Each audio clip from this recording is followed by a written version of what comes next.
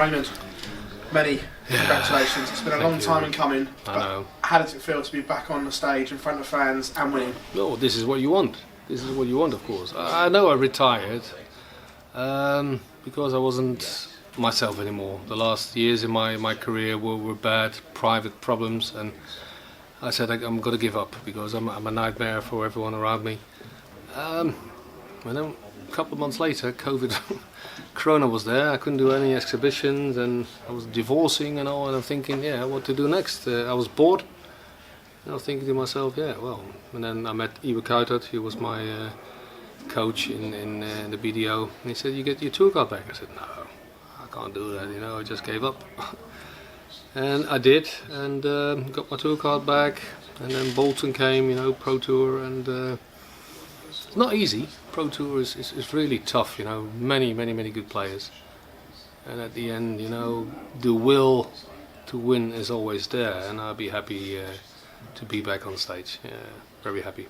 Just on what you said there, do you think if COVID hadn't come along, you wouldn't have come back because the exhibitions would have still been there and you would have still been busy doing them? Well, that's I don't know. When I took the decision with Jacko was my manager, and he said, "Ray, come on, we can't do this anymore. You're a nightmare for everyone around you." I agreed, I was. But I was never ever really happy with the decision. I was never ever, hey, hold on, darts is my life. Darts is my whole. I can't live without darts. What am I gonna do? So you don't know, and you always have the feeling, is this maybe you're gonna come back? But I never thought I'd come back after 1 year, because I never thought that. So life is full with strange things, with surprises, and I'm glad to did it, and I'm part of it, something fantastic again. Now you are back. What's it like, and where is your game in comparison to where it was? Well, if you retire, the best option is to retire with COVID, because there was no crowd.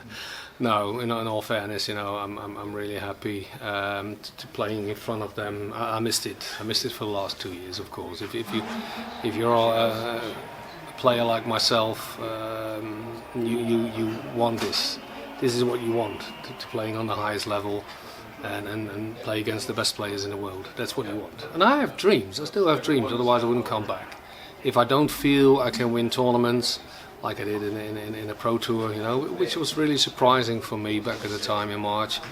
But I did it. It's all about belief, If you don't believe, you need to make a plan for yourself. And my plan was get my tour card back and qualify for the Worlds. And everything in between is like a bonus. And hopefully I can show the world that the old Ray is back, the happy Ray, and that's what the crowd wants. That old Ray, that happy Ray, used to win TV titles. Can this version of Raymond van Barneveld still win those TV titles? I can, but it's hard to say it like now. It's your first TV tournament this year. You say I'm going to win this tournament, going to win the Worlds. I don't think I can, but maybe small steps. I'm qualified for the Players Championship as well and for the Worlds.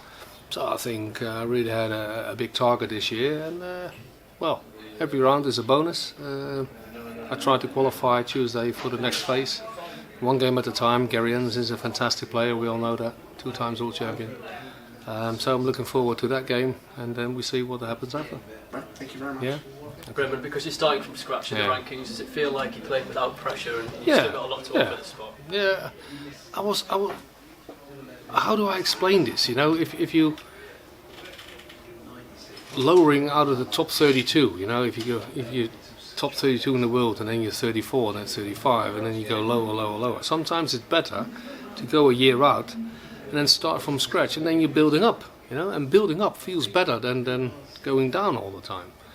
And I think some players, for some players, it might be a good idea, because if they have to defend a lot of prize money, like Rob Cross did in the Worlds, he used to defend £400,000. He got beat first round 2 years later, and that's hard because the prize money is affecting you. Yeah.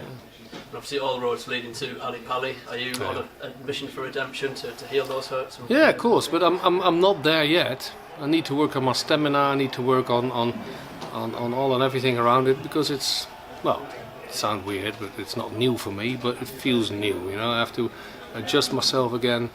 I need to adjust with the crowd again, and sometimes it's really irritating if you do so well on a practice board, like 140s, 180s all the time, and your darts are always like too low every time.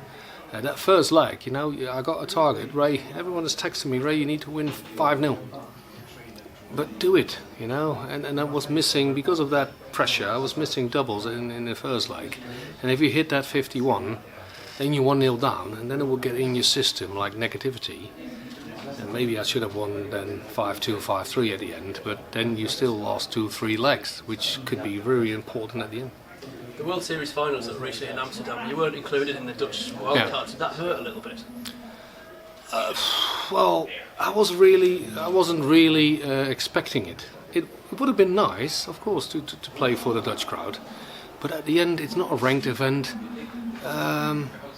It would have been nice, you know, but the PDC took the top 4 players in the world, and hey, I had my chances. I had many times to say thank you to the PDC, and I still do. In all these years, they gave me wildcards for the PDC, for the Premier League, and the World Series. And I want to say thank you, and also sorry for my behaviour in all these last years, because I know I can't be a really bad person, and sorry for that. And I want to go further now, like showing my best for the next 3 to 5 years. Thanks, Ray. Well done on the winter. Ray, you talked about the Players' Championship victory at the start of the season. Did the expectations change at all after that? Well, after that final, I got interviewed, and he said, "Hey, you're still have chances for the World Match Play," and I was never ever thinking of that. And then he woke me up, and I'm thinking, "Oh, hold on, I still can qualify." And then pressure came again. But the problem was, the ranking of the World Match Play is already starting in August, you know, last year, and I already jumped in March, so I came a little bit too short. I was too short for the Grand Prix, but now I'm well, you know, and for the next year maybe I have better chances now. It would have been great to be in Avos, of course. It's so great to play in front of the Dutch crowd, but hey, it's the same to playing here or in Ireland or in Scotland, you know. The crowd, always amazing. And are these the sort of moments, you're walking obviously yesterday back on Sky, are these the moments? It was fantastic, but sometimes I wanted to watch it back on YouTube, right? Because in Ahoy, in Rotterdam, and we all saw these walk-ons, you know, they were brilliant. But the problem is you're too focused on the game, you know, you want to win. And that's what your target is. And at the end, you're sitting at home and you watch it back, you're thinking, no, this didn't happen. No, they weren't cheering for me, you know. And then you start realizing what you achieved in your career. Thank you very much. Cheers.